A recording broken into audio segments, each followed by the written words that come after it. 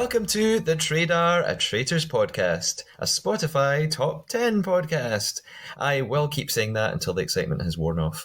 My name's Matthew, I'm a writer working in TV development, and I am 100% faithful fan of the multi-award winning hit TV competition series, The Traitors. This podcast features deep dives into every episode of the show, as well as interviews with contestants. And this is season 7 of the podcast, dedicated to Series 2 of the Traitors UK. Episode 11, the penultimate episode to be specific. On every edition of The Trader, I'll be joined by a special co-host who'll help me break down an episode of the TV programme, hopefully have some laughs, and maybe even betray me. Before we meet that guest today, it's time for some updates from the world of The Traitors in TT News.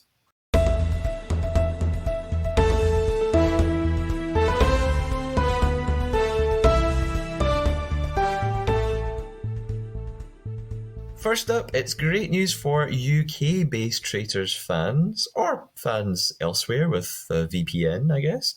No doubt due to the outstanding ratings, success and social media buzz around the current series of The Traitors UK, the BBC will be broadcasting the second season of The Traitors Australia from Friday, January 26th on BBC Three. And that's the same day as the UK final, with the whole season available on iPlayer from 6 a.m. the same day. So you could binge it all if you really want to. On top of that, the BBC will also be releasing The Traitors US Season 2 and Traitors New Zealand on iPlayer later this year as well. iPlayer and Channels director Dan McAlpin says, "The Traitors is one of the most thrilling shows around, and the BBC will be following up on the latest UK series with more from Australia, New Zealand and the US, with all of this treachery to be available across 2024 on BBC iPlayer. Just as well, I have covered the entire Australia Season 2 on the Trader already, along with some contestant interviews. And of course, we're currently covering the Traitors US Season 2 right now, as it broadcasts in the States. So good news for UK fans, and good news for the Trader, I guess. Next, I made a slight joking reference to this on a previous episode, but after a prompt from a listener who sent me a message on Instagram, I thought I'd just do a roundup of some various Season 1 contestants from the UK Traitors and what they're up to now. So Maddie Marple has a small part on the second series of the excellent Channel 4 comedy series Big Boys, and Maddie explains the great story behind how this came about on her social media. Maddie's also had a small part in Channel 4 soap Hollyoaks. And again, I mentioned this before, but Aaron Evans from Series 1 has recently appeared on another Channel 4 series, the reality dating show First Dates, and has also appeared on an episode of Celebrity Mastermind. Amanda Lovett has recently popped up on a celebrity version of BBC daytime show Homes Under the Hammer, which makes sense considering that she is an estate agent. And she seems to have carved a camp niche, appearing at various Pride festivals and LGBTQ clubs up and down the UK. Hannah Buchkowski was a celebrity contestant on the most recent series of The Weakest Link on the BBC, as was Scottish contestant Meryl Williams, who took part in a Christmas special. Hannah's also doing really well with her podcast, Ghost Huns, and is doing live recordings around the country. One day, maybe, the Trader Live will happen. Let's manifest together. Lots of the other contestants are doing various exciting things and travelling around the world by the looks of their Instagrams too.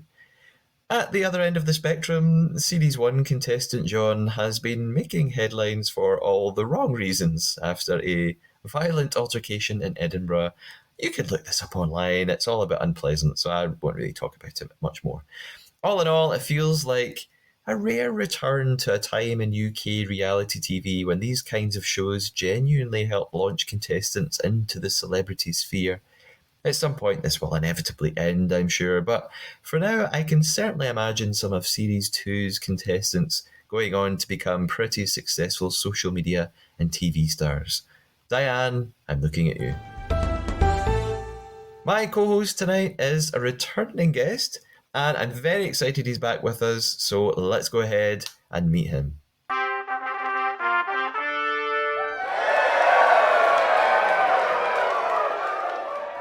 Andy Rutherford works in insurance and is simultaneously studying for a degree in creative writing and design. He's a huge Formula One and Middlesbrough fan and really enjoys playing board games and video games with his wife and daughter. He also loves rock and metal music and goes to as many gigs as he can. And as well as the Traitors, obviously, Andy is a fanatic of the Great British Bake Off, as am I. Andy, it's been a while. How you doing? Hi, Matthew. I'm not too bad, thank you. How are you? All the better for speaking to you. I Thank you. I have to ask since we last spoke on the Trader. So remind me, how many versions of the Traitors have you seen from around the world? Oh gosh, I'll be honest with you. Despite being a massive Traitors fan, I was going to say Tradar then, but that is also correct. I have only watched series one of UK, US, and Australia. Pure and simple reason is because I watch a lot of these programs with my wife and daughter because we have very similar tastes. And if I was to watch anything without them via a VPN, I'd have to do it on my computer, and I'd be in a lot of trouble with them for watching it without them. So it's just easier just to hopefully wait for them to come on to UK services, which they are now, which is brilliant. Yes. Yes, good news for you. And the thing is, you say you've only watched these three versions. Some people are huge fans of the show, and then when I ask them, "Oh, have you watched Australia on BBC?" They're like, "No, I didn't know that was there." So still, some people have watched the first series and love it, and are watching the new one, and haven't even realised that they can access other ones on the BBC. So I think you're Yeah. doing not too bad. Yeah, I'll be honest. I mean, Australia and US have both watched it in a day when they came out last year. So Yeah. it's, but yeah, no, super excited to be back on. I will just, I did say I'm okay. I will just quickly apologise to your listeners for any heavy breathing or anything. I'm not very well at the moment, but as I said to you, I wouldn't miss this for the world. And I also just want to say a big congratulations. Like it's been a year, pretty much to the day when I appeared on my first episode, Yeah. and I think I was like on episode 3 of your first series as your second guest because I just checked. And oh man, I mean, you know, I've been messaging you this like last couple of weeks because I have missed so many of the different versions of Traitors. I've purposely not listened to the podcast, unfortunately, because I don't want to ruin it for myself. So I will be going back to listen. But I mean, coming back and listening to like the amazing step up you've made is insane, and genuinely, I'm like so happy to be a part of it. And yeah, it's I've been messaging you the whole time saying how excited I am to come back Yeah. on. So even though I'm ill, I'm going to push on because I wouldn't dare miss this, Thank especially for you. today's episode. For somebody who likes games and Yeah, it's a stuff, good one. it was a really good one. So yeah, really happy. Yeah. Oh, thank you so much. I really appreciate it, and thanks for your congratulations. It's been a crazy year of changes, and the podcast is doing well and approaching. But I've not said this till now. The the next episode of the podcast for the finale will, by total sort of coincidence and magic, will be the 100th episode. So Brilliant. it's just all worked out perfectly. So it's pretty wild. I have to go back a little bit. You like Bake Off and I like Bake Off. Yes. I'm seeing like a crossover. They did they do celebrity versions of Bake Off, and they did a Dairy Girls one where it was just all cast members from Dairy Girls. Yes. Yeah. Yeah. I can totally see a Traitors cast member version of Bake Off. They could like sabotage each other's cakes left, right, and center. I think this should happen. They Um, usually have 4 on there, don't they? So what 4 would you have over the just oh, UK contestants over the last 2 series? okay, right. Obviously, Diane, right? Yeah. She must be a baker, I should say, not cook. Diane, we. I like Kieran maybe from I don't want to spoil anything, so I can't say whether people are faithful or traitors. Kieran from season one. Um, Amanda from series one. I feel like I'm just talking about series one here because I'm also going to say Maddie. I love Maddie. She really makes me laugh. I think Maddie'd be brilliant. I think I agree with Diane. Um, I think I don't know if that's a Wilf in there. Yeah, And yeah. I then we was have going to one say more from that. this series. I'm going to say We'll bring Aubrey back in. He's not because he left too early, Oh, and so let's get Aubrey back in because he was. I reckon he makes some because of his eccentric style. I think yeah. he'd make some really interesting bakes. Let's get him in. And he even got a shout out on tonight's episode, so that made Yeah, me I know. chuckle. Yeah. So it is time for us to set up our own game of betrayal and deception. This is the Traitor. Our not so secret mission from here on in is to tell a lie to one another. The lie has to be a fabrication or a made up fact, big or small, about the traitors, about ourselves, or anything else. For example, I could lie and tell Andy that there is another secret family relationship in the castle, and that is Jasmine and Claudia. They are actually niece and aunt, and that is why Jasmine called her Auntie Claude last week. However, I couldn't lie and say, I think Molly and Andrew look like each other and I believe they're father and daughter, which lots of people online have been saying, when in truth, I really don't believe this at all. So that would be a fake opinion. We're looking for fake facts, not fake thoughts and feelings. At the end of the episode, we each have to put our traitor hunting skills to the test and decide what we thought the other person's lie was. Andy, I don't mean to brag, but I'm kind of on a roll. So, last two episodes, I have detected my co host's lie and I have filled them with my own. Are you suitably intimidated? Um. Yeah, I mean, I'll be honest, I've been playing along as I've been listening through the series. I got the biscuit one from yesterday because I picked up on the biscuit as well. There's a couple of them that I think over that I've got. David's too good. Yeah. It's just pointless. Like, but no, I don't know. It's difficult, but we'll see. I will say, like, just on the thing of betrayal, our game hasn't started yet. I know this, so this isn't a lie. You were saying about Ed Gamble stealing Yeah, your that sign guy. off. Now, apparently, my wife was telling me yesterday that Brian from this series was on Radio 1 yesterday or something. He was on Radio 1 and he did an interview and he said at the end of it, right, this whole interview, I've actually told you a lie and you have to guess which one it is. So, okay, not only are my closing phrases being stolen, now my game has been stolen by a contestant. Do you know what? I was like, sooner or later, this is going to happen. I'm going to watch Uncloaked, or I'm going to listen to another Traitors podcast, and they're going to be like, "Oh, we're going to tell a lie, and we're not going to say what it." So, I'm not surprised. Not I surprised. said, yeah, that's yeah. I was like, when my wife was, because she said to me, she goes, has Matthew had anyone listen to any of the new people listen to the podcast? I was like, I don't know why, and she was like, oh, because Brian, and I think it was Brian. She said,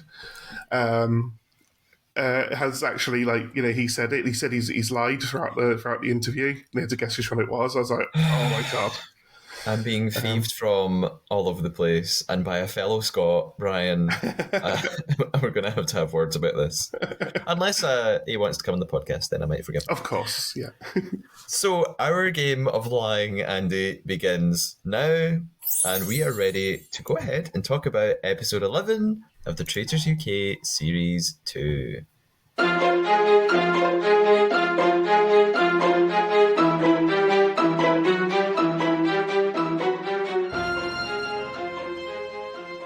Starting with a recap of the previous episodes, we are reminded that Zach immediately caught on to Ross at breakfast yesterday, for all the wrong reasons, by the way, and continued his war with Jasmine.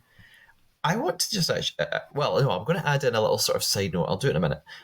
What else happened in the recap? Andrew accused Ross of lying about him before he was banished. So Ross had, and Ross wasn't lying. Andrew said to Ross, I think Harry's been quite elusive. Ross told that to Harry, brings it up at the table, and Andrew goes, I never said that. I don't even know the word elusive. Ross ends up banished. He reveals that Diane was his secret mother. And we ended the episode with the murder choices seeming to be either Zach or Molly or Jazz. So this extra thing I wanted to say was, I think viewers, if you want to be very canny, always pay attention to the recaps. Now, I famously don't watch, at the end of the episodes, they show like coming up on the next episode. I don't watch those. I don't want to know what's going to happen next. I don't need an incentive to keep watching, so I like I to skip complete those as surprise. well. Yeah, I always skip them. I'm like, turn it over. Yeah.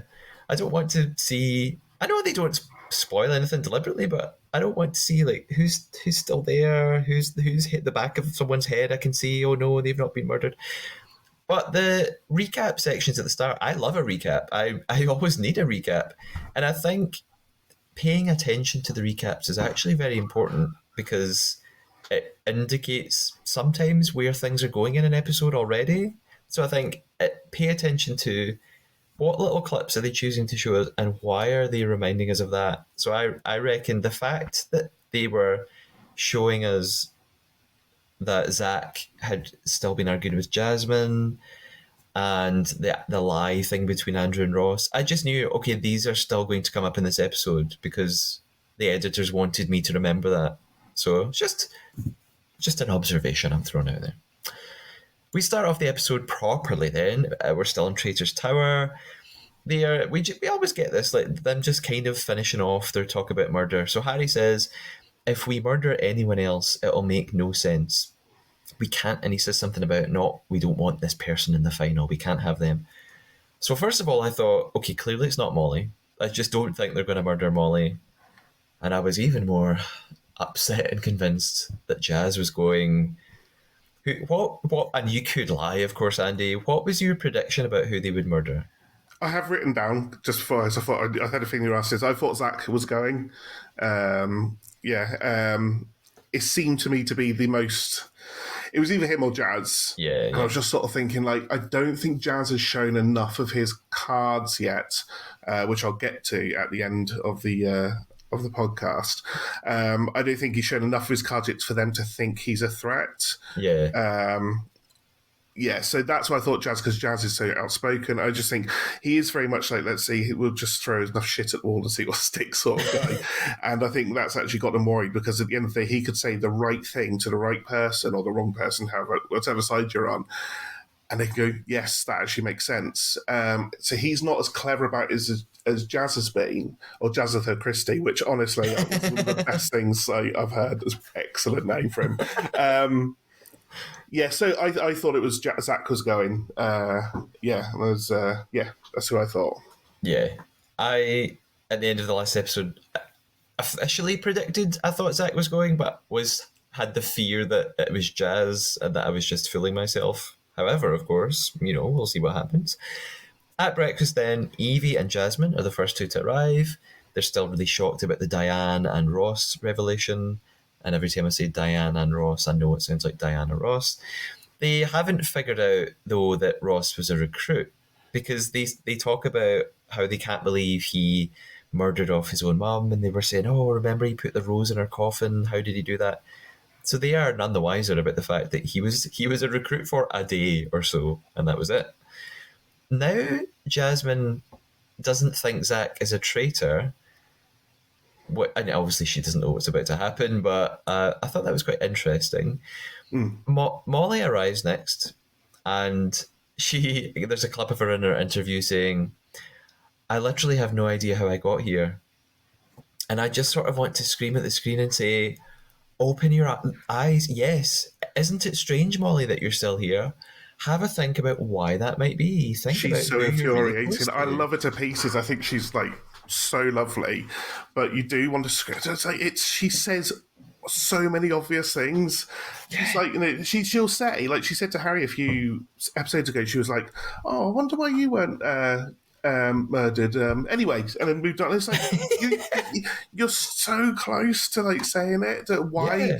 And she's there. She's always, and I think, is she going to? No, she just doesn't. And it's like, it's so annoying that she's always so close. And they did it a lot throughout this episode of a lot of her confessionals where she was like, oh, I really trust Harry. I 100% trust. I'd love to have Harry next to me. And I'm like, it's like she's going to, if the faithfuls lose, it'll be due to her, I think. But you never know. But obviously, I said, we'll get to that at the end of the podcast about what I think about that. But yeah, I love her. I think she's great. But oh my gosh, it's just, you just do want to like, yeah. But I'm sure she's doing the same thing now when she watches this back and goes, "What was I thinking?" That's the thing. Yeah, I bet she is. And there are other things in this episode even that I think she is actually very clever. Sometimes she picks up on things that no one else does. She just has this total blind spot where Harry's concerned. So who knows? She's got one episode left to figure it out. We'll see. And of course, when Molly walked in, that made me realize, oh, okay, so she's not murdered. Therefore, it's Zach or Jazz. So I was getting very worried here because I have very strong feelings about Jazz and my love for him. The three women who are there, then they talk about Andrew and Ross's beef last night. They sort of lie accusation at the table.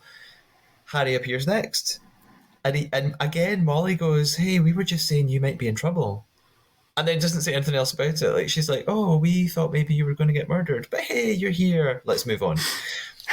She also tells him that she's suspicious of Andrew. She's sort of looking that way. Evie thinks it's between Jasmine or Andrew as well, and says this directly to Jasmine, as does Harry. And then the door knocks, it opens. Jazz is here. I paused, I clapped. I was so happy, I couldn't believe it. And Andrew's here, by the way. But we knew he was coming back. It's not a surprise. So Jazz is here and Zach is gone. Even though I said that was my prediction, I really wasn't starting to believe it at all. And we have a flashback to Traitors Tower. Basically, the Traitors said they were worried that Zach would figure them out, and they want to use his murder to frame Jasmine and make it look like she would have done it because they really don't get on that well. We also see a little flashback of Zach receiving his letter. And I don't know if you noticed this, Andy, he said something that really made me go, huh? Is when, he reads his letter, you've been murdered by the Traitors. And he's thinking about why this is, and he goes, I think I put a target on my back by single-handedly finding a traitor. I know. I was like, when? When was that? Well, you wasn't all over Harry a few episodes ago when he said, oh, you're the one that found him. I think they're taking all that credit. I don't know which traitor he thinks he's talking about there. Yeah, that's what I was going to ask you. Like, which one is he referring to? I think he means Ross. I think he means like last ep, but then, yeah, he was actually like five of them voted for Ross or something. Ross got himself out single-handedly, to be honest. So that was all Ross's own doing. I don't think it's anything to do with Zach, to be fair. But yeah, that was weird, I thought. Yeah, so goodbye, Zach. Off he goes. Jasmine, back at breakfast, realizes that basically she is the target now. Andrew keeps banging on about how he'd never use the word elusive. Like, Andrew, drop it.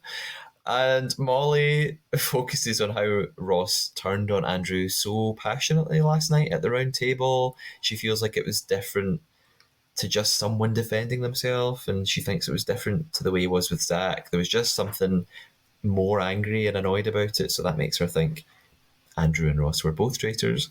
And she's right. Like, this is one of the things you're like, yeah, Molly, you're really observational in this case. You're right. She's like the opposite of Maddie. I know Maddie got a couple right, but she's Maddie got all the right people, but for the wrong reasons, and Molly's getting all the right people, but for the wrong reason. No, the other way around. She's getting all the right reasons, but the wrong people. Yeah. And it's like, yeah, it's. Yeah, and this moment also made me think of something else, that although we always talk about how the game is very heavily weighted in favour of the traitors. Like, it's so much easier to win this game as a traitor, I think. But maybe one thing going against the traitors is this thing that Molly's talking about. The reaction of traitors to one another after banishment. Like, there's always this threat that traitors will kind of accidentally or deliberately reveal themselves and one another because of the way they get angry at each other, like Ross last night. The way that he was so mad at Andrew kind of indicated that there was something going on there. And it was the same with Paul and Miles, banish one after the other, that maybe the way Paul behaved made people go, that's, you two are really coming at each other in a very suspicious way. So maybe that's something that traitors do have going against them, that their own they can't sort of, their own behaviours betray them sometimes, no pun intended. I think that's where Harry's been quite lucky, that not lucky, so he's not been lucky at all, that's why he's been so fantastic, is that he hasn't gone into, even if someone points a finger at him, he's so good at being under pressure. Like he's able to just easily talk his way out of it without sounding like but not that his name's ever really come up, to be fair, which is like another thing. But like, even when it has sort of popped up, he's never really he's always dealt with it in a way a Faithful would. Which is like crazy, really, but yeah, no, I agree. It's they do. And I know exactly what Molly's on about. He did react quite differently because it got quite heated. I noticed when I messaged you last night, I said, this is great TV, but only because I'm conscious, as I know you pause it quite a lot to obviously make notes and things. I didn't know how far behind, so I didn't want to like go into too much sort of detail as to what it was. But I was just like, it was just. Because like Claudia said, didn't she? There was one. I think you might have mentioned it. Well, there was an episode of the Traitors after the roundtable. She came out quite sort of shocked. So I'm thinking, like you mentioned, it might have been one a few episodes ago, and I was thinking, well, maybe it might have been that one because that one must have got quite heated because they almost were like, like sort of to know. But I know it was, yeah, it did get quite heated. Excellent viewing though. I'll have more of that, please. So. Absolutely. Speaking of Claudia, then, she arrives at this point and has a little chat, as she does, and gives them a clue about the mission, something revolving around the word history. We see some discussions around the house then after breakfast. In the kitchen, Harry and Andrew are talking. Harry implies that he is going for Jasmine tonight. Although I did question at this point, is he really going for Jasmine or is he just telling Andrew that? And of course, I mean, in the end, he does go for Jasmine, but I wouldn't be surprised if Harry is just always hedging his bets and is always at any moment willing to turn on a traitor if need be. So he goes with the flow quite well. I found like he's not always. I don't think he's always planning on going for a traitor. I know they're always there in the back of his mind, but I think a lot of the time he's sort of like, well, they're there, and if it needs to, I think he always is like he'll have a game plan, and then he'll like if everyone seems to go, he's very clever at like making sure because sometimes traitors they tend to vote very strangely, and it's like, why have you voted for that person? I can't remember who it was voted for. Someone completely random before, and it's like, why have you voted for him for? That's like literally the wrong way to go. yeah. And I think Harry's really good at that. One thing I will notice with this though is this series they seem to do a lot. The traitors do a lot more talking in the open, and it puts me on edge. They're always in the hallway talking. They're always they seem to be. I know obviously Ross yesterday wouldn't stop talking, and Harry was like, shh, they listen through the doors now. Yeah, but they just seem to do it, and it makes me so nervous. Like talking in the hallway and in the kitchen area, and I'm like, please stop it. I'm just so worried that the whole game's just going to be ruined, and then there's no more traitors for us to watch. Yeah, I've noticed this too, and all I can wonder is maybe in that house, because there's so few of them now that maybe it is totally obvious when someone is walking to maybe there's creaky floorboards and it's echoey because it's a big old castle, so maybe it's very obvious when someone is approaching, but like you say, someone could sneak up and hide outside the door, so I would be paranoid to speak at all if I was a traitor. Andrew, there's a little clip of him speaking in his interview at this point, and it's funny at this point. I can't quite suss Andrew out. At this point in the episode, he seems to completely trust Harry. He's talking about how great Harry is. He's with him to the end. Yet later on, and we'll come to it, that seems to change, and I was quite surprised. Outside the house, Jazz is talking about how he suspects Jasmine, and again, like Harry, I also thought I just wrote in brackets, does he though? So I think that's what makes for me Jazz and Harry are actually so similar in terms of their gameplay. They both know when not to speak out and single someone out when no one else is going to do it, and I think they're both good at like pretending they think someone's a traitor when they don't really. So I wondered if Jazz was doing that here with Jasmine. Evie also thinks that Ross and Jasmine were trying to protect each other last night, and that's why they teamed up against Zach, therefore making Jasmine a traitor. Obviously, they keep in this little clip kind of for kind of comedic effect, I suppose. They're playing a game. I don't know what they're playing. Something with, I don't know, some sport. I don't understand. And I actually Googled it. It was bowls. It's like a form of bowls. Because I'll be honest with you, I was thinking about using that for my lie, and I thought, oh, what if I could pretend to make that like a different thing? I was going to do this whole thing, and I thought, oh, do you know what? It's moving along too quickly, so I'm not going to bother. Like, that's the way my mind was ticking along on this. So I was like, oh, maybe I could. Yeah, it looked like a form of bowls. Apparently, it looks weird how they kept that in, and it just. Yeah, it was strange. But... yeah. I mean, I guess they keep it in just for the irony or the appropriateness of Harry winning. And he says something like, I win, I'm the winner. And Evie goes, yeah, you're just good at everything. And of Wonder course, for Boy. us as the audience, we're like, yes, Evie, Well, she yes, called him good at later on Wonder Boy everything. or something, doesn't she? Yeah, she calls him Wonder Boy.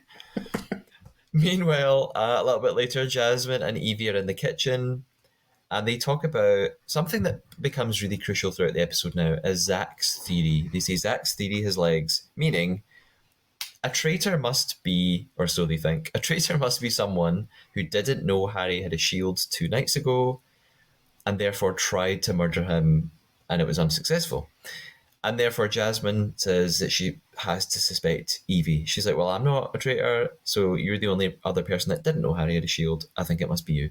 And Evie says the same in return. She's like, well, I'm not a traitor, so I think it must be you. Molly and Harry are talking, like you said before, Andy, basically more footage of Molly just utterly believing everything Harry says. She's thinking of going for Andrew tonight. And Harry seems to be kind of maybe going along with that, but not committing to it because, again, he's clever. He knows just wait to round table and see what the vibe is. It's time for the mission then, and again, Claudia mentioned something about history at breakfast, so they're theorising about that. In retrospect, what did that task have to do with history? I Like, mean, literally, as you said it now, I was thinking the exact same thing. I have no idea. I guess it's like the history of who left the game in what order because they had to remember. So it's like the history of the contestants this series. That I think that's the tenuous link, and I guess it was supposed to look like some sort of medieval ancient witchy ceremony or something. So it felt like they had been transported back in time, something Did like that. you? Maybe. I thought this. I said around to my wife and my daughter, and I was like, I bet there's some like previous contestants in the masks and stuff. I think like series one ruined that for me, but I genuinely thought like they'd remove their things and it'd be like, right, stand next to the person you think is this, and this. And I was like, I thought that was a bit where it was going to go. I thought that for a moment as well because during the mission, when they're saying names of people, and they, for a moment I thought it was people from this series who'd been eliminated and they had to sort of go up and pull off their mask and like Paul would be standing there or something. But no.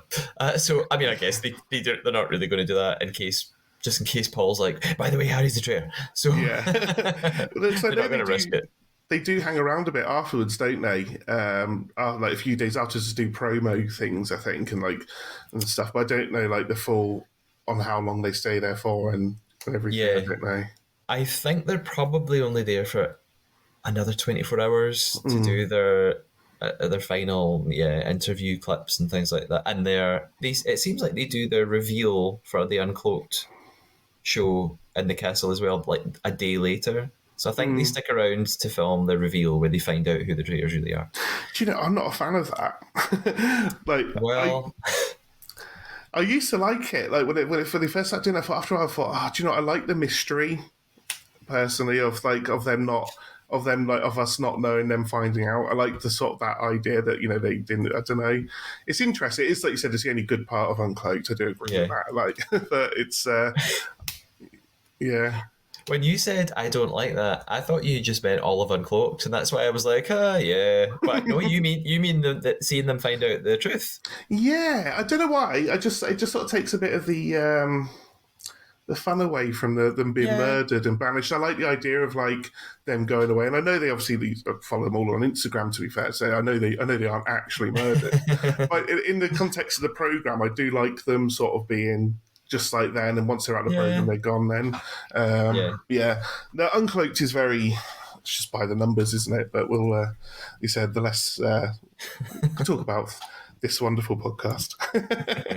Thank you. There's something else that Harry says when they're going into the mission and they're all trying to guess what it is. He's talking about how he's like, I think he's saying he's quite smart. He's like, hey, I actually know quite a lot of facts and stuff. And he says something about if you stretch out a human's DNA that it would like reach the sun and back. And I don't know if that's true, but I questioned it. I don't know. I don't know if Harry. That's not my lie. I'm just saying I have no idea if that's true or not. But it did make me go, is that true? Is it? Yeah. What does that mean? Does that make sense? I don't know. Yeah. I don't know. Yeah, it's I this is actually what I said at the start about being so happy to be this be the episode I'm doing for like someone who loves games and stuff because I Yeah. thought the game itself was like the game itself was a bit, but the theme of it was reminding me of the game Skyrim, Oh yeah. which like yeah, it was all the symbols and like the masked figures and the cloaks and stuff. And I was like, oh, it's like I'm watching like a live action version of Skyrim, which I thought was cool. And it's like the so obviously to decipher all the symbols and everything first of all, which I thought was really cool. Which so I've actually got like a Skyrim tattoo, obviously audio podcast, so you can't see about the Skyrim tattoo Hey. with my dog's name on there. It was named after one of the Oh. characters, Hodor from Game of Thrones, which is all about dragons Yeah, and yeah, everything. And it all fits in with the theme. I was like, oh, this is perfect. But yeah. yeah, so that was really cool. But no, and I love the Seven Nation Army music in there as well. Thought that was really cool. Yeah. White Stripes. Yeah. Yeah, Yeah. Yeah. yeah, Yeah. really cool. Music in this series has been fantastic. I've loved a lot of it. It's been really good. Yeah. It was very video game like, and also like lots of the series very cinematic because when we arrive at the mission, I thought, oh, we're at the horror film Midsummer. Like I thought we were at Oh some sort yeah, of yeah. cult, and Claudia looks like a cult leader. She's wearing I can't even express how much I love this. She sort of teased this look on Instagram today. She posted a picture of her wearing it, so I knew that this outfit made of her own fringe was on the way tonight. So yes, it's a traitor's monument. Apparently, I want to say something about the prize money here. There's £7,000 available, and I thought that's a bit pathetic at this point, is it not? I figured like we're near. It's the second last episode, second last mission. Can't they up the prize a bit? Like Even seven Harry went. thousand. Harry went £7,000. Yeah, I was like, oh, okay. But like you said, it's a code cracking game. There's no shield available, and we find out that there will be no murder after this. I wonder. I mean, maybe this was very obvious, and I should know this, being like a supposed expert on the tracers. That actually hadn't occurred to me at this point that we were done with murders. Harry says he didn't realize it. He goes, "Oh, I was like thought I was going to get the chance to kill someone else. This ruins my plan a bit."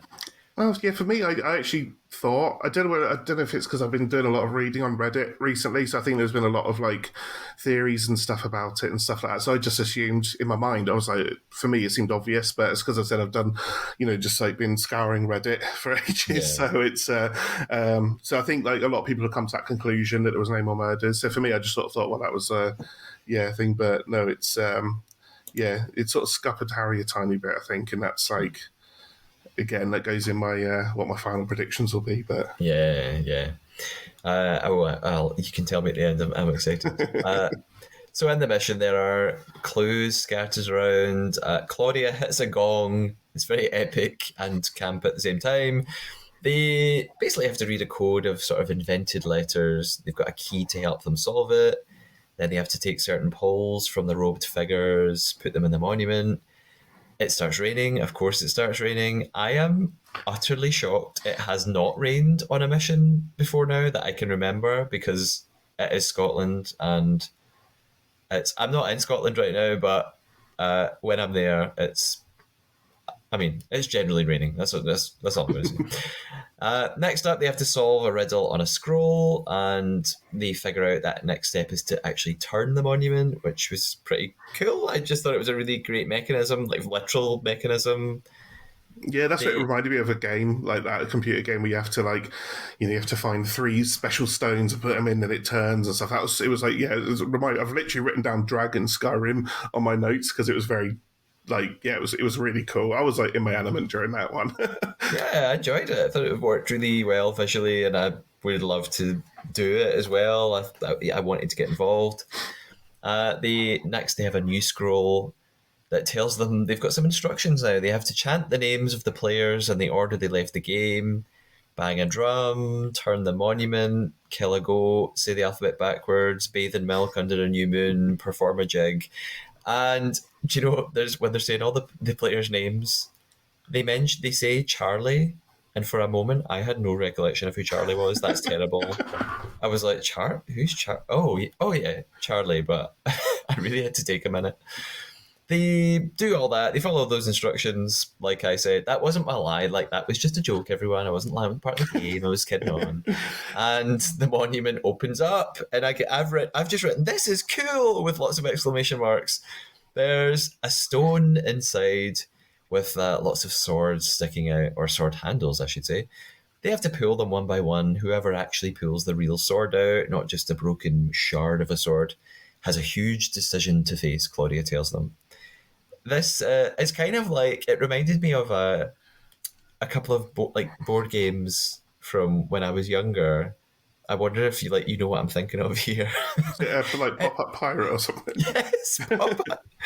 This is the reverse game of Pop-Up Pirate. That you put swords in a barrel. I didn't have this game, but other people always had this game, and you put the swords in and then and also kind of like Kerplunk, where you pull out the straws and the marbles fall. So it just was making me think of childhood games. Love it. Yeah. So a bunch of them tried the swords one after the other with no luck. For a moment, I really thought Jazz was going to get it. And he doesn't. And of course, Harry pulls it out, and it's all slow motion because Evie was right. Harry is good at everything. And you referenced this earlier, Andy. She even calls him Wonder Boy. So Claudia reveals, and it's not that big of a surprise. Like, I thought it was going to be worse than this. He can either take the money from the mission and leave now, or refuse it and stay in the game. There's various clips of people talking about what they would do, what should Harry do. He gives a little speech. He says he's a team player, he's been a faithful from the start, and they're all bowled over by how wonderful and altruistic he is. And he refuses it. He doesn't take it. I don't, and I guess we talked about this a little bit. Not only is 7,000 not really, I think, that epic a prize for the mission itself, but I don't think 7,000, I know £7,000 a lot of money. If someone wants to offer me that right now, I'll be very happy, but I don't think it's enough of an offer to make anyone leave the game at this point.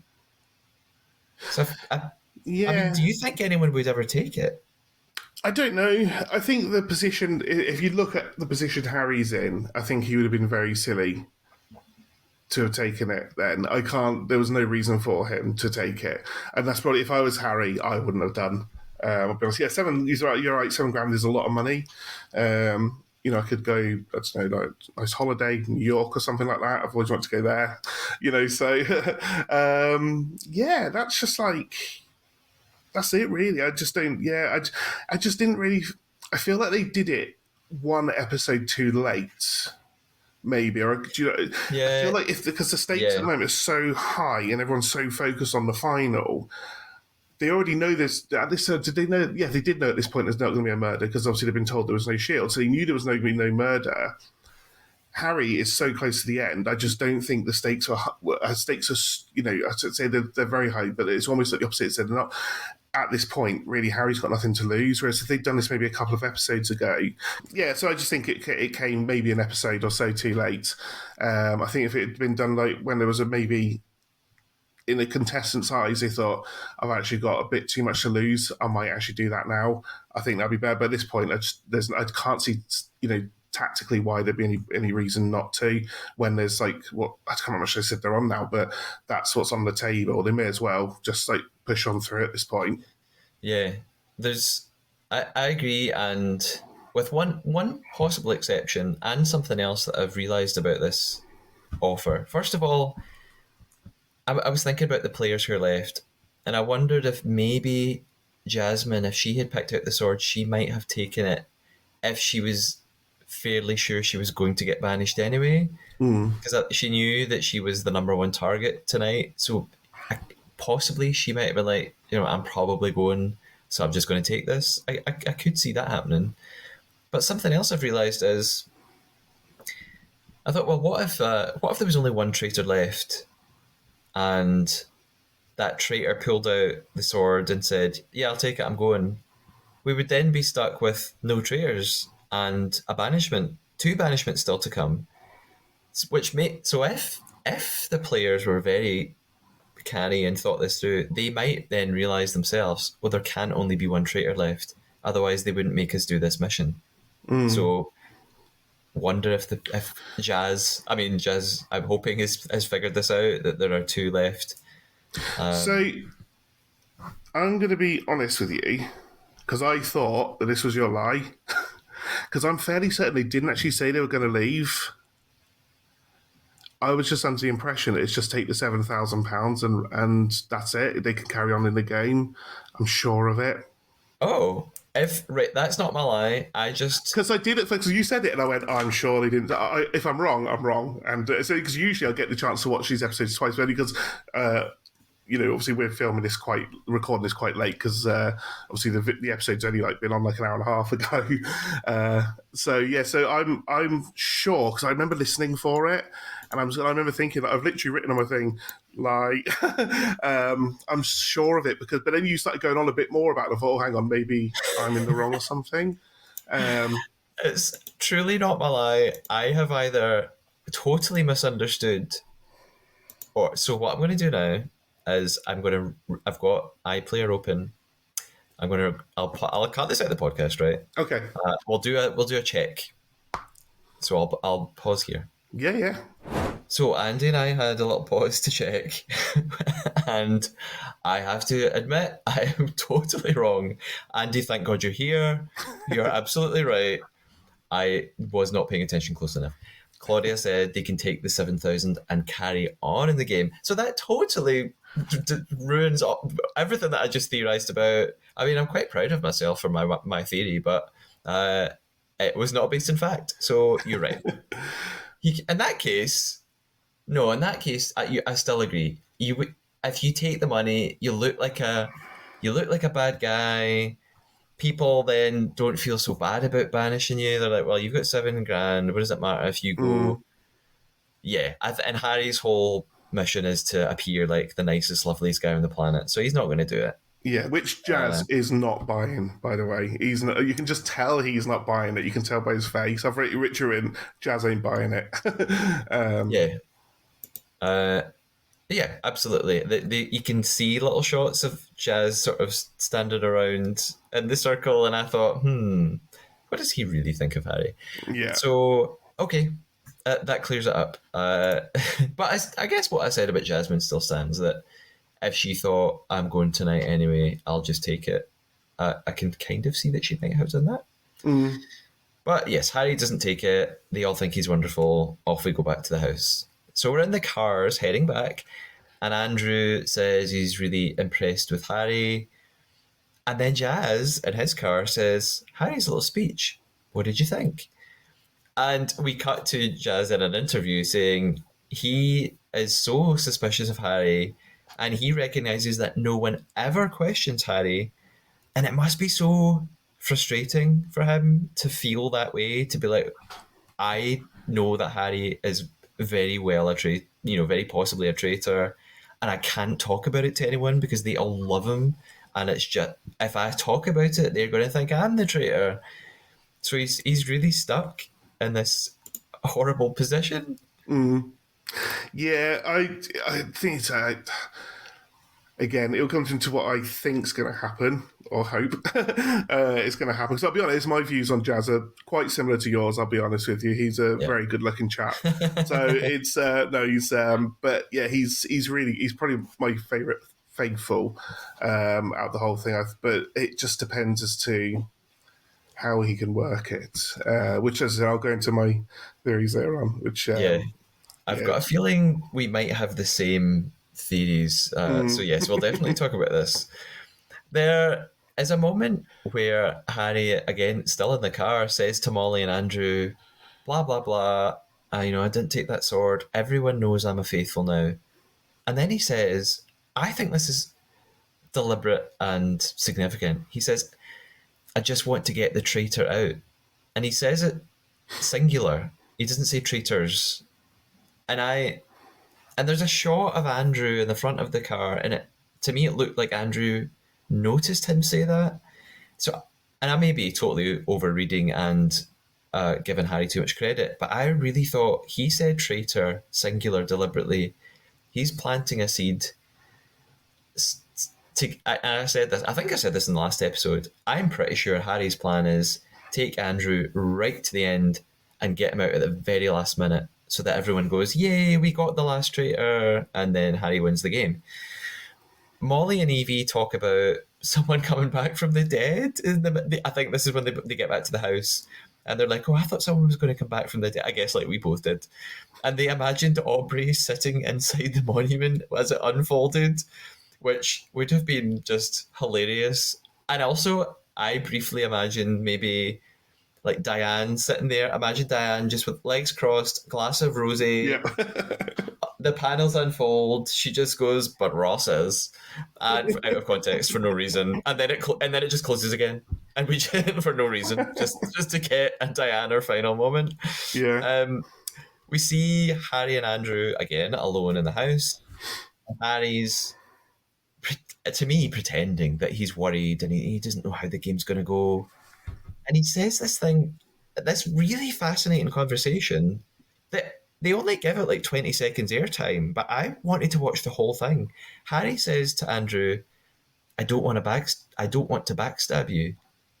And I thought Andrew was going to just be like, oh, yeah, I know you won't. But then he just goes, I know you will. And he like openly acknowledges, I know that you'll backstab me if you have to. So I was really shocked because earlier in the episode, I thought the impression was that Andrew was totally hoodwinked by Harry and had total faith in him. No pun intended. So that this moment when he's like, I'm pretty sure you will backstab me. So I don't know what you made of this like interaction. Excuse me.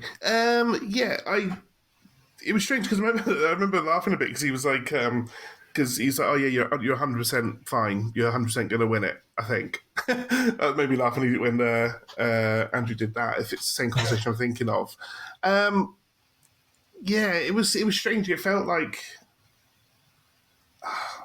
I don't know. It was very strange. I to be honest with you, like I do really feel for Andrew at this point. Because you have the same name? Yeah. I mean, not that I can make out a word he's saying, to be fair. Like, there's a few times when, yeah. I mean, to be honest, I'm not, like, I can sort of make it out. I think it's my job because I work, like, on the phone. So I speak to different people all over the country, from all over the world. And so I'm usually quite good at accents, but even Andrew makes me sort of, like, have to really sort of tune to what he said. But yeah, he's, I do feel for him because he's, he is just really nice, and I think he wants, like you said, he sees Harry as like his son, and I think he wants to believe that Harry's not going to do what we all know Harry's going to do. And I do feel for him. Sometimes I even believe Harry when he says, I want Andrew to come to the end of me. I believe him. I'm like, yeah, I do believe you, even though I don't. I'm stupid for thinking that. So he's got me. Honestly, like, he's probably going to convince me he's not a traitor at some point.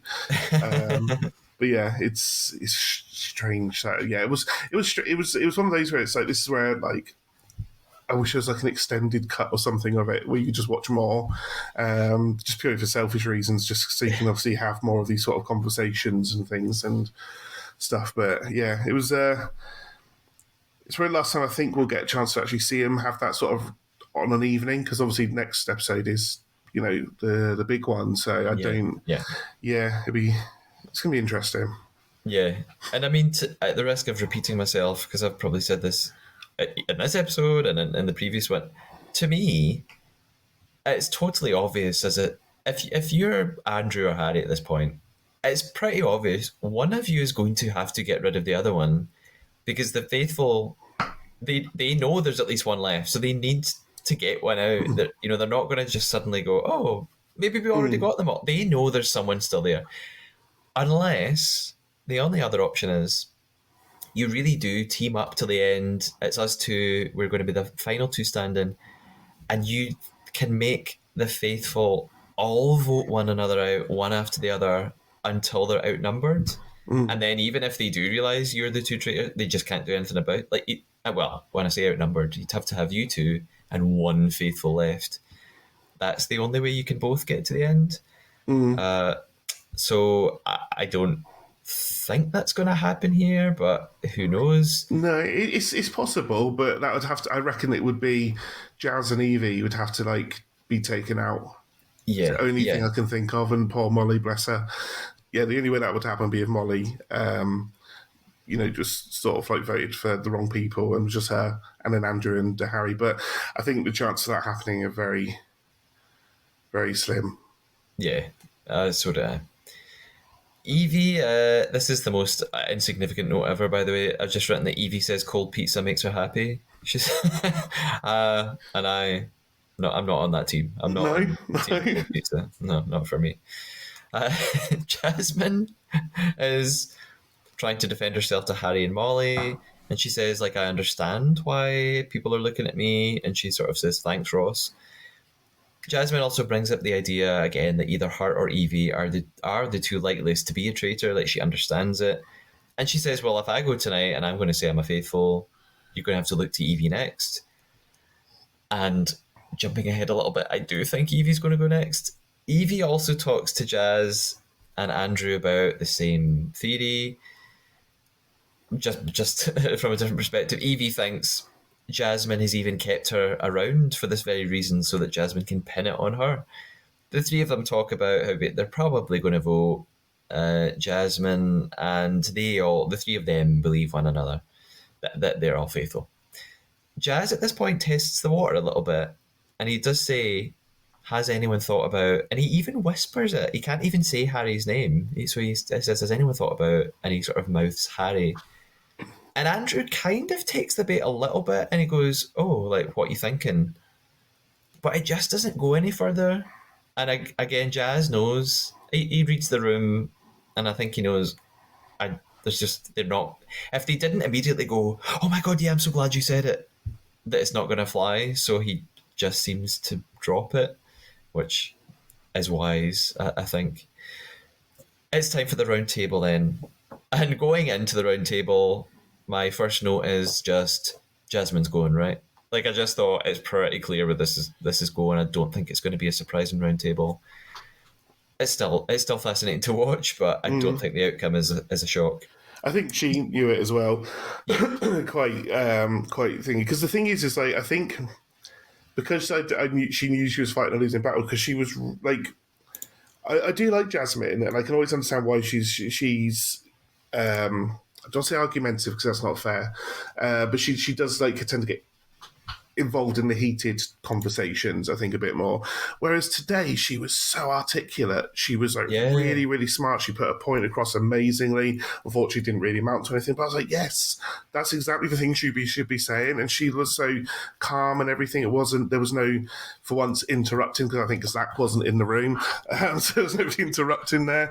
And it was just annoying. I actually really felt for her that she's actually now had the opportunity to properly put a point across in a normal way, and unfortunately, all the cards are stacked against her at this point anyway. So it didn't really matter. But it was nice to hear her have the opportunity to actually finally say the things she needed to say.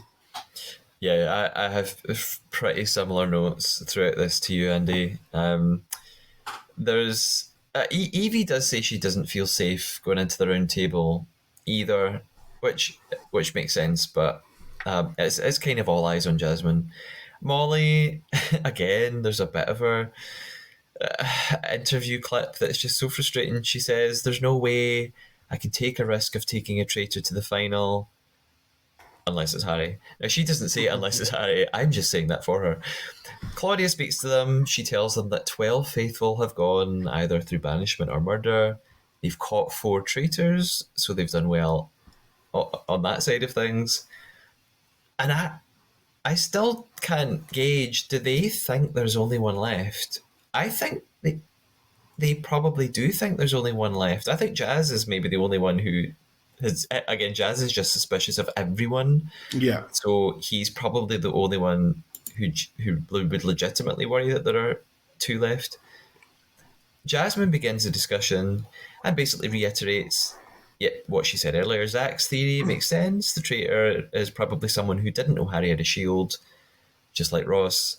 That leaves me and Evie. Evie says, "Well, Jasmine, you're just sort of conveniently using this to frame me."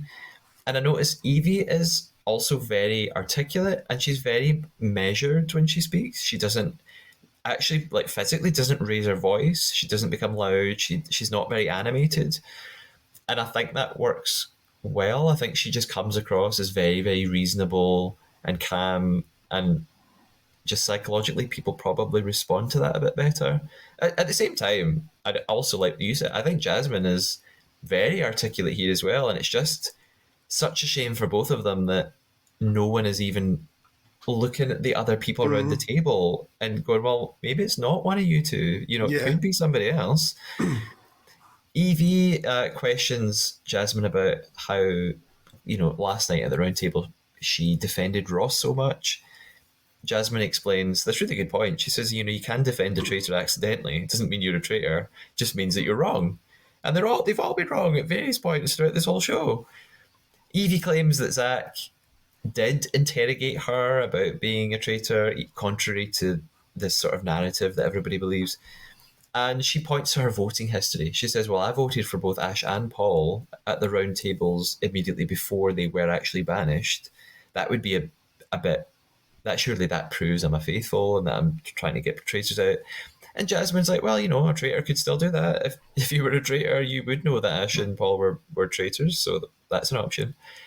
Andrew jumps in to talk about Ross again, and he's saying, Ross was lying about me. Molly's not convinced. She still finds Andrew's behaviour the previous night very strange because he was so defensive against Ross. Jazz sort of, I think, pretends to be interested in this because I think he knows he's got to say something at the round table. He can't just sit in silence, and he can't say his true feelings, which are that he's really suspicious of Harry. So he kind of has to just be like, "Yeah, Andrew, that was weird the way you reacted." I don't think he cares. He's just like, "Well, I've got to speak. They've got to hear me." Um, Jasmine also points out that she hung out with Ross all the time, and actually she was really close to him. And she says, "Well, if me and Ross are both traitors, why would we always be hanging out? Surely that would be too obvious. Mm, Wouldn't the traitors be wanting to keep their distance from each other?" And yeah. she says that so far the traitors have tended to be fairly quiet at the round table and just go along with the tide of votes. And she says, Evie, that you fit that description, you fall into that pattern. And they continue back and forth. It's pretty much almost exclusively Jasmine and Evie arguing with each other. The whole round table has really come down to them. Evie does this. She uses this technique that she did last time as well, where she calls Jasmine babe.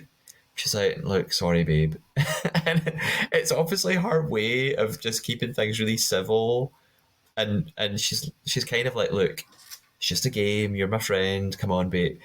It could be quite patronising though. I can see someone getting really annoyed at that. Like, don't call me Mm, babe. And that's pretty much where the discussions end because it's time for votes. Molly's first, and she goes for Andrew, which I don't know. I shouldn't be surprised because she's really suspicious of him and the way he acted, but I kind of was surprised in the moment. I thought she would just go with the crowd and go mm. for Jasmine, but she goes for Andrew, which is interesting. Andrew votes for Jasmine. Jasmine votes for Evie, not surprising, and Evie votes for Jasmine, not surprising. And so it's really down to the last two, and again, it's kind of obvious. Jazz does what he needs to do, in my opinion, and he votes for Jasmine. I think he clearly knows it's probably not her at all. He just has to vote for her. And Harry votes for Jasmine too. And you said this as well. I felt really bad for Jasmine. I just thought you've got so far, and it just seemed like she had no chance. Mm. She wasn't even in with a shout this episode. It was kind of a foregone conclusion. She was my prediction on the game on the BBC website. I just knew she was Yeah. going, and I think she knew she was going, and it's just rotten to. And what's so bad is she seems so nice that she just got up at the end, and she's smiling, and she's like, "I love you all." She doesn't get up, and she's like, "Screw the lot of you," like I would be. So that made me feel worse. I thought, "Oh, you're so sweet. You're taking this so well." She says, "It's been emotional. Love you all. Good luck." And reveals, "I am a faithful." And of course, they're all gutted. Well, except Harry and Andrew, and Jazz, because I think he knew that. And Harry's pretty good at going, "Oh man, I thought she was going to say she was a traitor." And Evie's like, "Yeah, me too." Claudia comes in. She says they've got a lot to think about tonight. And she says, "It's not time for bed yet. I have a surprise." but tells him it's not a bad one and says, "I'm not inherently evil," which really made me laugh. And she's throwing them a dinner party. Evie cuts to Evie in an interview, and she's really upset. She's crying now, partly probably because she feels guilty about Jasmine, and also because she realizes she's implicated now, and they are probably coming for her next, which is what I predict will happen. We're still at the round table. We cut back, and uh, she I think it's Evie that says this. Yeah, I think it's Evie says, "There's obviously one or two of you who's playing a really good game." And I thought, okay, at least she's also considering there could be two, so I'm quite glad to hear that. Molly, for the hundredth time, says that Harry is the only person she trusts. this is this is the first time I've noticed something that lots of people have picked up on social media, and I just haven't spotted it. That Harry can't say the word faithful properly. He says faithful Oh, every really? time. Yeah, I've not noticed that. he's saying something about whatever the sentence is, like, I think I'm one of the fightful. So he like always says faithful, and it's really funny. People have said it online, and I hadn't spotted it, but it's quite apparent here. He says he does feel guilty, and he says, "I'm human, you know." Yeah. I don't think he feels that guilty, but and you know what? It's a game, and he wants to win, and why should he? Yeah. So we cut to dinner party that Claudia spoke of. Bagpipes are playing, and I thought, did they plan this to happen on Burns Night? Like today, we're recording this on the 25th of January. It's Burns Night tonight, and I was like, did they plan this? Did they plan this schedule so that this would? Surely not. Surely it's just a coincidence. Um, Andy, did you have a Burns supper tonight?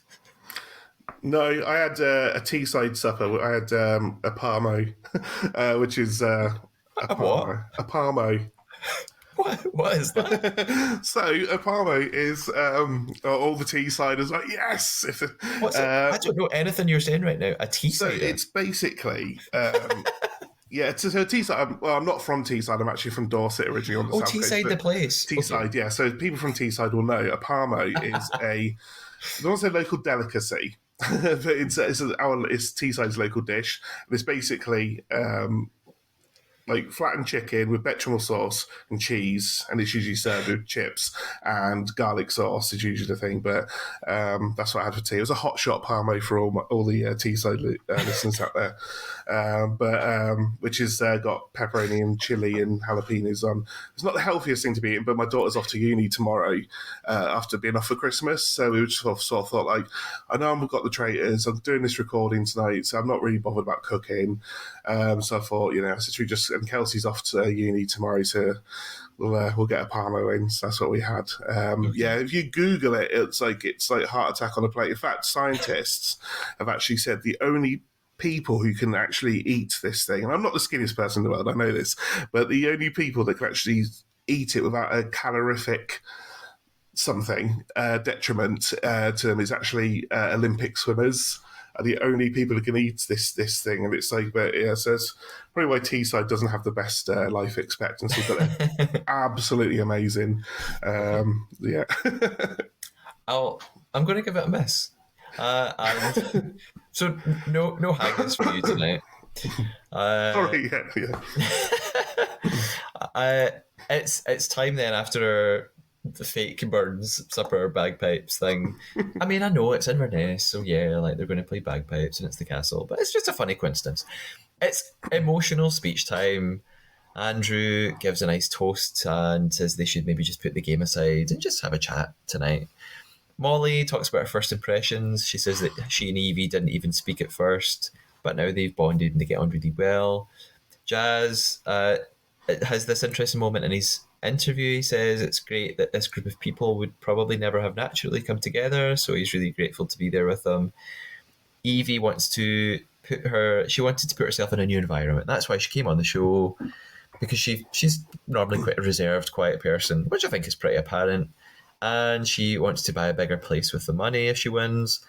Molly has this really, really sweet moment. She talks about how she spent most of her life being unwell, so she wants to advocate for people with disabilities. And she's so ambitious because she had such difficult teenage years. So I got like a bit emotional watching I've this. literally put on my notes feelings. Yeah. It's really, really lovely. Jazz talks about wanting to sort of represent a British Sikh person on TV, talks about his family issues, which we've known a little bit about from a previous episode. And then he mentions his wife.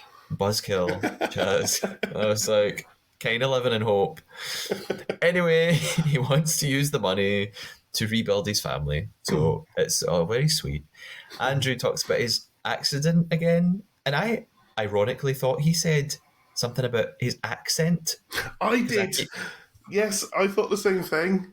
So I've like put it back 20 seconds and I thought he was saying like, oh, everyone knows about my accent. And then I felt awful because I thought, oh my God, he's got like there's some reason that he mumbles all the time and I've been making fun of him. I feel terrible. But I actually said accident. I still feel bad. And he gets really emotional in his interview and it was really like heartwarming and really lovely to see because he said it's easy probably to stereotype Andrew because he's such a big muscly guy and obviously what lifts weights and all that stuff and he does security, but he says that he's really hard on himself and he's his own worst critic and he wants to pay for his son to go traveling in Australia and he wants to help. I just thought, oh bless him, he's actually it seems like such a lovely guy. And Harry as well talks about how he's got a big family, he's desperate to help them out, really wants to make them happy. And I thought this is really important actually that they're showing this. First of all, it's just nice and it's heartwarming and it feels good. But I think it's really important to show the traitor saying this because some people do need to be reminded they're all just players in a game. They've all come to win money, usually for their family. And the only way to do that is to play the role that you have been handed at that table by production. So he's not a bad guy because they decided he was going to be a traitor. I talk about this all the time in the podcast, but it just annoys me when people personally criticize the traitors as if they're horrible bad people. And I think, well, what did you want them to do? Did you want them to quit the game when they got chosen as a traitor? Then you'd end up with no one in the game. So, he's just a young guy trying to win a bunch of money, Yeah. and he's playing by the rules of the game. So don't come for Harry. I agree, and I also think it's really important for them as well because, as we all know from previous series, it's a very intense last round table, and I feel like if they all had a bit of perspective on each other, I feel like it takes a bit of that bad taste out of their mouth. So I think it's actually not just important for us as viewers, but I also think it's really important for the how we say the traitors, the contestants, because they go. Right, we need to remember that actually, that it's literally the same thing you said. Because I just sort of feel like if because they're all so intense. Because I mean, when they got told they were going into having a party, it wasn't the reaction of people who'd been told they're going to have a party. Honestly, it's like, oh my god, do they want to have a party? I wouldn't be able to eat, even at Parmo, I wouldn't be able to eat because of how nervous I'd feel. But I feel like for them all to sort of do that, I feel like. It gives them, they go, right, okay, yeah, puts into perspective, we are all here for a reason. We've all got our own reasons. I feel like if traitors or faithfuls or whoever wins, then it does make it actually, they go, right, I can actually take that on the chin a bit more. Whereas I almost feel like if they didn't have that, they'd probably be jumping over their fire pit at each other. You took this from me. So I feel like this is it actually softens that blow, I think. So I think that's another reason why they do it. It's for us and them. Yeah, that's a great point. Auntie Claude arrives. She says, don't be alarmed. She congratulates them on being finalists and tells them that tomorrow they'll face their biggest mission yet and the final round table.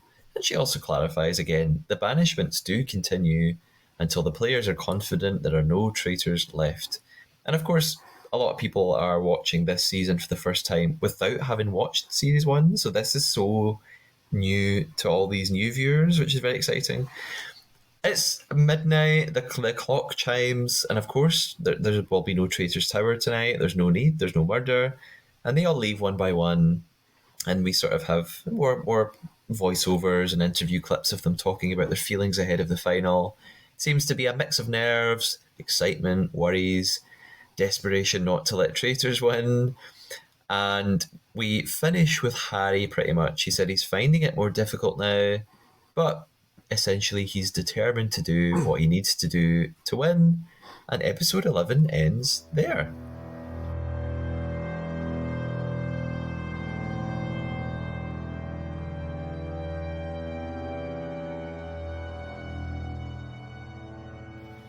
So, you've teased us a little bit throughout this, Andy. What do you think is going to happen in the final? Where's it all going? So I think for me, this is going to be variations of, but I think ultimately, this only changed tonight. Say that because it was episode finished 2 hours ago now. I actually think it's going to be a faithful win. Oh, And okay. here's how I think it's going to go. I don't know, I'm looking at my notepad, I haven't written it down. So it's going to be the thing. So I think you're right. I think Evie's going to go out first.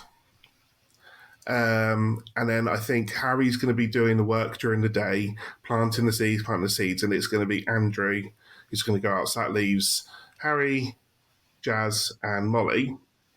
Is that right? So, yeah. Because obviously Yeah. it depends on whether or not Andrew goes out first. Because if Andrew goes out first, obviously then there's 4 left, and they go, right, we've got a traitor out. He could have been the last one. So it all depends on this bit, on how the next bit will go. I think it's more likely to go this way if Andrew goes out first. So what I think is going to happen is, they're all going to throw, the things in, and I think it's going to be Jazz at the very last minute is going to come in, Jagatha Christie, come in, and I think it's going to be he's going to go, and then I think so. What he has to do there is obviously win over Molly. That's the main thing. That's his only thing where I think it could obviously fall over because it depends on how much. But she has planted the seeds. I think one thing about Jazz is I think he's the only contestant in Traitors history who can remember back further than a day as well. So, Yeah. he remembers that conversation he had with Paul, with Harry, and then Paul obviously came to talk to him about it and stuff. He remembers that, which was a shock to me that he actually does it. I remember something that was not just the previous day, but I think because he's just there's little things he's done that I know he's keeping those. Whether or not it works. If it works, then I think the Faithfuls will win. I can't see Harry convincing anyone that Jazz is a traitor at this point. So it would either be ending with. See, I think it's going to be a faithful win. It's just the way it's going. I think I'm on the Jazz train with you there, but I guess I think he's been so good, and I feel like he's played it so cleverly, just as well as Harry has. So yeah, I think it'll go that way. It just depends on whether or not Jazz can get Molly on side or not. I agree with you. I think unfortunately, I think Andrew will be gone. It's just not whether or not he gets gone before Evie. And I think, as I said, if Evie stays, and I think it's more likely the Faithfuls win. If Evie goes, it's just Jazz, Molly, and I think Jazz will throw the thing on fire. Harry and Molly will gang up on Jazz, and it just depends on. It's all hangs in. I think it's all on Molly. Unfortunately, I think. I agree about a couple points. Yeah, I think the next person banished will be a biggie. So if it's Evie or Andrew, and it surely will be one of them, that'll change everything. I predict Evie will go. And I think you're also right. If it gets to a final 3, Molly's the one who's it will all depend on whether she can go against Harry, whether she can sort of suspect him or be convinced by Jazz. And I just don't know if she will. So it's who knows. I'm gonna just stick with what I've been saying for pretty much most of the series, and I'm gonna stick with Harry and say I think he's done it. I think I think he's played it well enough that he will get away with it.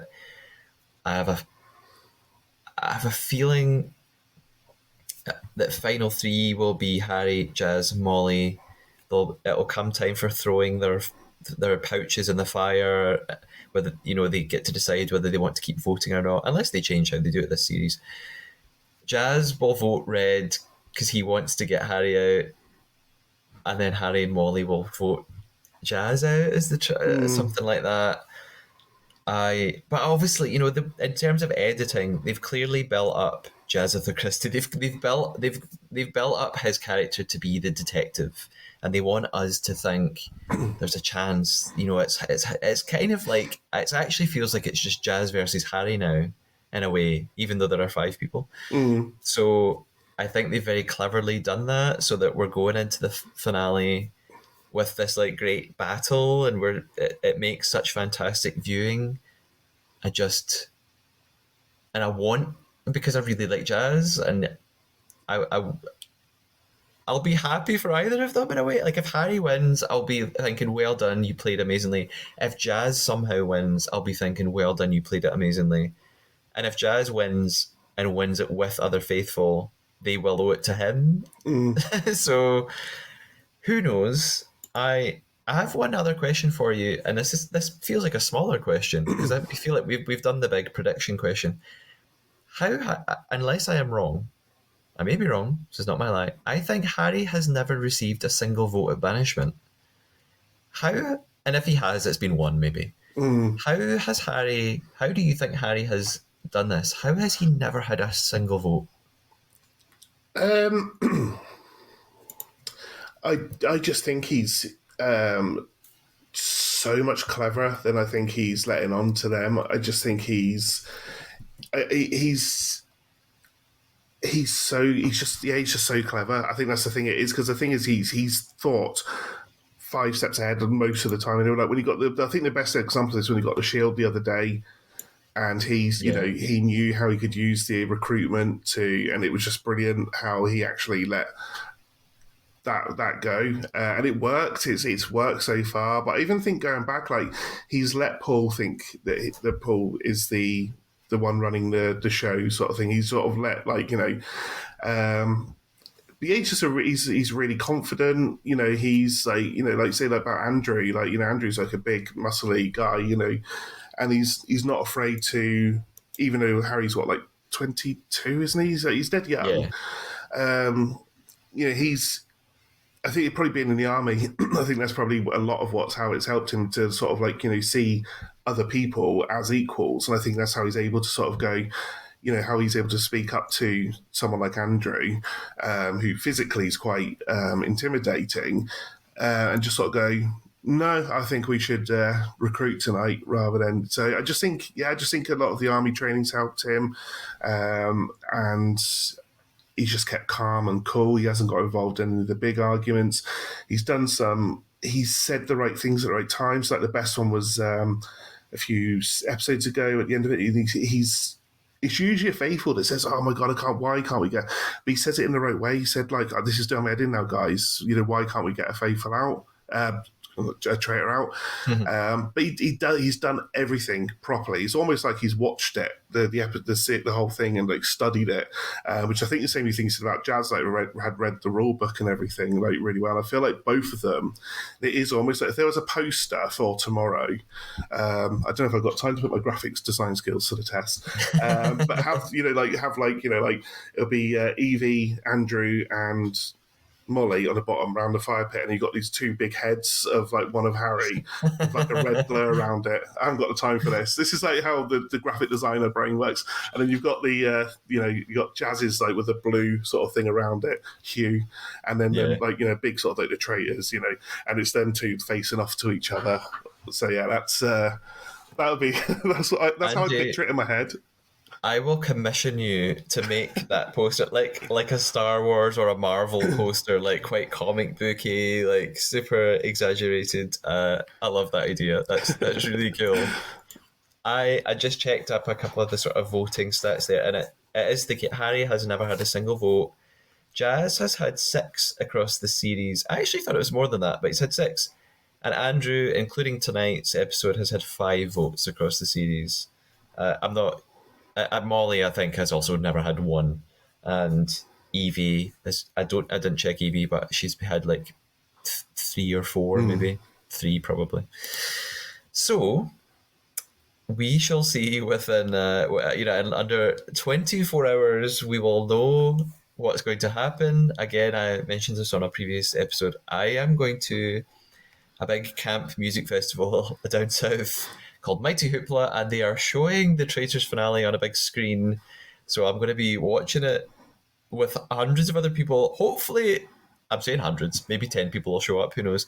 No, hundreds, I'm convinced. And I'm looking forward to the atmosphere. I'm gonna be going nuts. I'm so jealous of that though, because when you were talking the other day about it, and the thing is, I've been in a similar situation, and it was at Download Festival 20 something. I think it was like, I can't remember, and it was when the election was on, and so the election was on the, I think it was on the Wednesday night. It was when it was Jeremy Corbyn's first try round against Theresa May, and yeah, it was crazy. They had like a cinema tent, and on the evening they actually had the election playing live, and everyone who was at Download all voted by post. Everyone who did vote and everything, and like yeah, it was the atmosphere was insane. It was so crazy, and even in the comedy tent they had to. I don't mean to get political on the podcast, but someone came out and they went, "Oh, like the first results are in. I can't remember what it's called now. When the exit polls. It says it might be a hung parliament and everything. And it was like in the comedy in the cinema tent, you've got all these metalheads, all dressed in black with spikes on. I don't know. I'm being general, but and they're all like, the majority of them are going singing, "Oh, Jeremy Corbyn," and the atmosphere was insane. And I went back to my tent. Obviously, election here in the UK is like, I think like most places go on like until like the next day, and I was in my tent and I could still hear them in the cinema tent like chanting all night long, and it was the weirdest thing. So I think like to watch something like that seems to be quite a sort of personal home thing in a way, to be watching it with like loads of people. I hope so many people turn out, because it'll be an awesome atmosphere. I'm so jealous of you. I can't wait. And I said this before, I wasn't kidding. I will be wearing my Traitor's cloak. I will be devastated if there is not a drag queen dressed as Diane, or Claudia. I want someone just to dress as a fringe, and that's their whole outfit. So I will be taking pictures with permission, of course, and maybe posting some little videos on the podcast social media. Speaking of social media, see, I did a little segue there. Andy, is there anything that you want to promote or tell us about, where we can find you? It's over to you. Yeah, so this year I want to start pushing on with going back onto YouTube and everything. Earlier on, secondly, I mentioned Download Festival, which actually leads me on to my YouTube channel. Which I have download vlogs. I've done vlogs on Download Festival. I'm doing vlogs this year. I'm like saying going to Silverstone. So yeah, just always have a bit of fun on there, just doing a few things. So you can find me there. There on YouTube, Soldier76. So that's the word soldier, the number 7, and then 6, S1XX, all one word. If you like Download Festival or like any sort of like festival vlogs and stuff, I go to Slam Dunk Festival and I do vlogs there and things. And unfortunately, COVID made me take a back step and everything, so I'm starting to get back into that. Twitch, completely different name. I'm under Andy Plays and Creates. So I was going to start again streaming on Twitch and on Instagram. Nice and easy. It's Andy_Rutherford. I post the odd thing here and there, really, but not loads. A lot of it is Bake Off related. When I tried applying for Bake Off every year, I think this is the first year I've not actually applied for Bake Off, but I'm focusing on the Traitors this time around. So excellent, and I think you maybe have a recommendation for us as well. Is that right? Yeah, I've actually got two. Last time I was on the podcast, I recommended a Korean show called Physical 100. Yeah. Both of these shows I loved as well, yeah. Yeah, both of these shows are actually Korean as well. I think the Koreans, I mean, their reality TV is fantastic. First one is something called Sky Siren Escape the Island. Which is it's about a group of, I think it's like 5 teams of different women who are in who have different jobs. So, for example, you have a group of firefighters, a group of police officers, a group of not secret agents, but like CIA agents, or the Korean equivalent. And basically, they all have different bases, and every night they have to go and attack the other base and try and capture the base and everything. Really good. The other one, which is the main one I think would actually appeal to Traitors fans, is a program called The Devil's Plan. Oh yeah, yeah. Heard about this. Which like literally the first episode is actually they have a game where it's actually very much based on, not say based on the Traitors, more based on Mafia, which obviously the Traitors was based on. The whole show has secrets hidden within it. So you have like the main games every day. So you play like it's very mind related games. So it might be like, they might have to match things, or they play poker and stuff like that, and it gets really really intense. And much like the Traitors, tiers are had, and people like make alliances and everything. And then every day, I said they play different games that are like relate to different things. And so the first episode is actually very heavily Traitors based. So one of them is a murderer, and they have like little things where they have to like murder in plain sight, and they have to try and guess who that person is. Really good. And it ends like, I mean, the cliffhangers it ends on are crazy, and and it's fantastic. And there's something I definitely recommend it if you like the Traitors and you like these sort of mind games, where people sort of try and do each other over, really. But again, and underneath it all, they're really friendly and lovely with each other. And they do different alliances, and then they break up on the evening. They're all friends again, and then they all get their alliances back the next day. So yeah, it's called The Devil's Plan. Both of those are on Netflix. If you're a fan of the Traitors, you'll love The Devil's Plan, because it is brilliant. It's really really good. Yeah, fantastic. I think I have seen clips of the first one on Gogglebox. I think on an episode they were watching that, and Devil's Plan has been on my radar or my tradar for a while now, so I will be getting to that at some point. So thanks for the recommendations. Excellent. No worries. Now, we are going to. So I was going to try and make some sort of devil's plan pun. Like, we are going to devilishly plan our own something. Basically, we're going to finish the Traitor. So, Andy, we've been trying to trick each other and lie throughout this podcast. I'm sure you have lied. I don't even need to ask. You told me a lie, didn't you? Mm-hmm. Yeah. Right. I told you a lie as well. I think you've been listening to David Bloomberg too much, and you've figured out some really sneaky techniques. I feel like you were giving me lots of little anecdotes here and there, throwing stuff in, trying to give me stuff that you knew I would think was a lie and it wasn't a lie. So I've written down a few things that might have been yours. One was that you said you follow all the cast on Instagram. And I think I lied about that once on an episode, which makes me think that you've done the same. Or you listened to me doing that and you're using it against me and you're trying to trick me. You mentioned New York and you said you said I've always wanted to go to New York, and I thought you're implying you haven't been, and maybe you have been, and that was your lie. You talked about your work. See, I've got all these things. You talked about phoning, being on the phone all the time, and you said I speak to people all over the world. And I thought maybe that's a lie. Maybe you only speak to people in the UK. And you talked about applying for Bake Off. I wondered if that was a lie. I'm just gonna go with the first one when you said you follow all the contestants on Instagram. Was that your lie? No. However, I will say I probably don't follow all of them. I've followed all the ones that have come up on the People You May Know thing. So that wasn't like that was more of a generalization. Yeah. I okay. Everyone who's popped up. I'm like, if I'm looking at my Instagram here now, I can see I've got Evie, I can see Charlotte, I've got Molly on there. So I can see on the stories. So yeah, I follow all the ones I've come up across. So no, I've never been to New York, and I will love to go. I had everything ready to go for 2020.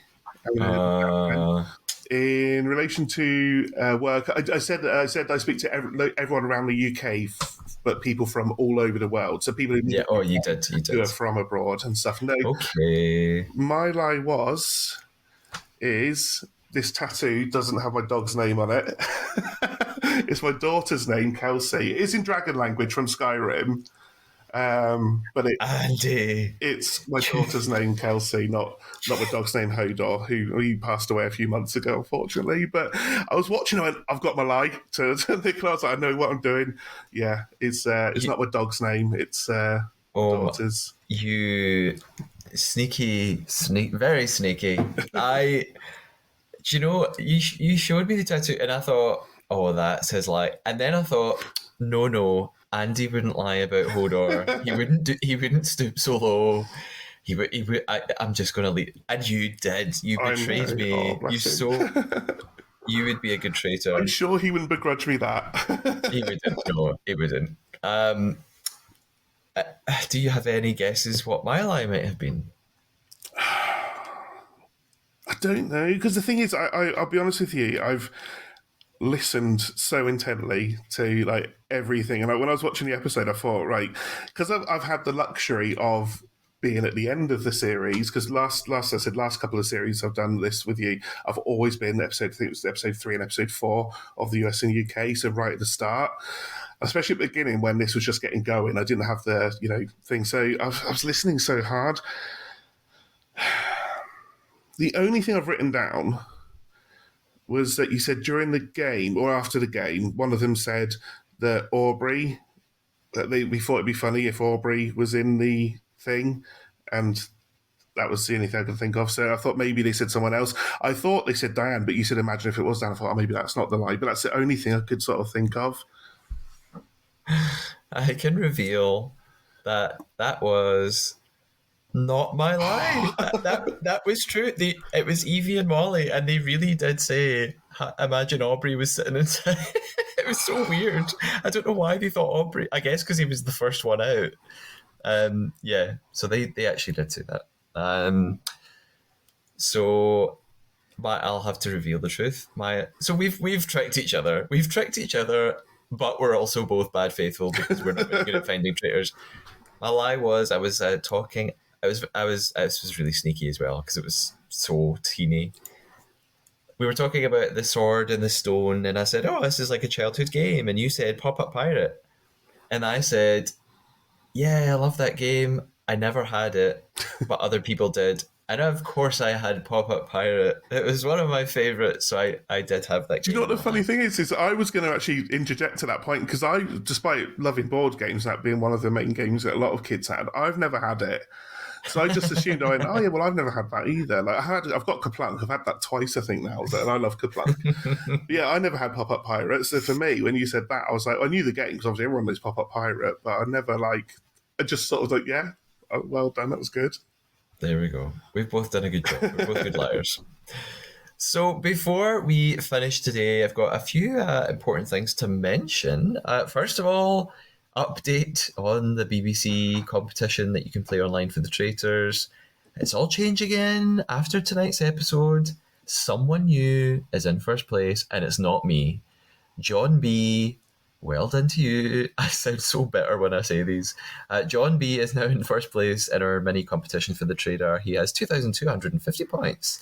Kevin McStrav, who was in first place, has fallen behind. He's now in second. I'm in fourth place right now. Well, actually, I'm in joint third place. I've got 1,950 points. Rachel's dropped away down from second place, I think. Oh, no, Rachel's in joint third too. She's got the exact same. So, who knows? Who knows who's going to win? I hope that the game also shows you your sort of overall ranking amongst everybody who's playing this, and I wonder if whoever actually wins it and comes first. I'm number 327 on the whole leaderboard. Maybe they'll give a prize to the person that wins. Maybe you get to appear in the next season. Something else I haven't mentioned before is I always ask people to leave reviews and leave comments on your podcast platform. And I just discovered recently people have been leaving comments on Spotify on episodes of the podcast. I didn't realize this because it's not very easy to see them. So thank you to all the people who've been leaving little comments, just saying sort of that enjoy the podcast or leaving their thoughts about things happening in the show. So I've been reading those. They're really cool. I have to read one specifically from Peter Collins. He left this comment 5 days ago now because it's after midnight. He said, absolutely love the Mariah references and the things gay people like crossover we never knew we needed, but it has me obsessed. Thank you very much, Peter. I hope that Kevin hears that too. We appreciate your reference. And some listeners help me out. I think I can't respond to these. It looks like on Spotify there's no function for me to reply like I could on YouTube or Instagram or something. So you can leave comments on Spotify, but I can't answer them, which is a bit annoying. If anyone out there listening knows some way around this and that I'm wrong, please tell me. What else do I need to remind you of? Oh, Traitors US episode 5. The next episode of the podcast covering that will be out also within 24 hours, actually, of me recording this. And this time I am not going to be on that episode, but David Bloomberg is there filling in with, I said this last time, an extra special faithful guest. Big surprise. Really, really cool guest to have on the podcast. So if you're watching Traitors US Series 2, listen out for that. A final thank you to another coffee.com supporter, someone called MacGyver, has sent a donation in and said, love the podcast, happy to support, stay faithful. Thank you, MacGyver. MacGyver's like MacGyver's like an American TV character. Is he like a detective or a cop or something? Yeah, I think if I remember right, he used to be able to make like random things out of stuff so he could like escape a situation just using like a paper clip and an elastic band or something like that. I remember that was like his thing. I never watched it, but I remember he talked about it on The Simpsons quite a lot, so I remember that one. Yeah, it's a thing I hear about through pop culture. Like it gets referenced on like The Simpsons or Friends, but I don't actually know what MacGyver is. But MacGyver, whoever you are, I'm guessing maybe you're American. I might be wrong. Thank you so much. If you felt like joining MacGyver and putting in a wee donation to help me run the podcast, you could visit ko-fi.com. That's ko-fi.com/Matthew Keeley. The link will be in the episode description. And you could keep up to date with the podcast and Traitors updates on social media. You can follow the podcast on Instagram, TikTok, and YouTube at the Traidar Podcast, or on X at the Traidar Pod. Or you could get in touch by email by sending me a message to thetradar.podcast@gmail.com. Andy, thank you so much for joining me for this fantastic episode. I hope you've had a good time. Yeah, I've had a brilliant time. I've absolutely loved it. It's worth powering through my illness for. I will actually say, just before we started recording, I told you that I wasn't wearing my hoodie because I had a temperature and it was cold. I'm absolutely freezing, but I need my hoodie off so I can show you my tattoo. So I was like, I didn't want to have to sort of do that because it would look too performative. So. But no, it was really good. Thank you so much for having me. I'm looking forward to hopefully join you again for Series 3. Yeah, that or would anything be else. Fantastic. Definitely have you back. And how devious of you to plan ahead that much for that lie. I was inspired by, was it your first guest? I can't remember what her name was, and she said she actually fed you the lie. Lindsay planted the lie like days beforehand. Yeah, she really got me. You should have thought of the things I was planning, but that was the easiest one. So. I know. Andy, I'll be very excited to hear your thoughts after tomorrow's big final. We'll see if our predictions have come true. Until next time, listeners, keep us on your Traidar.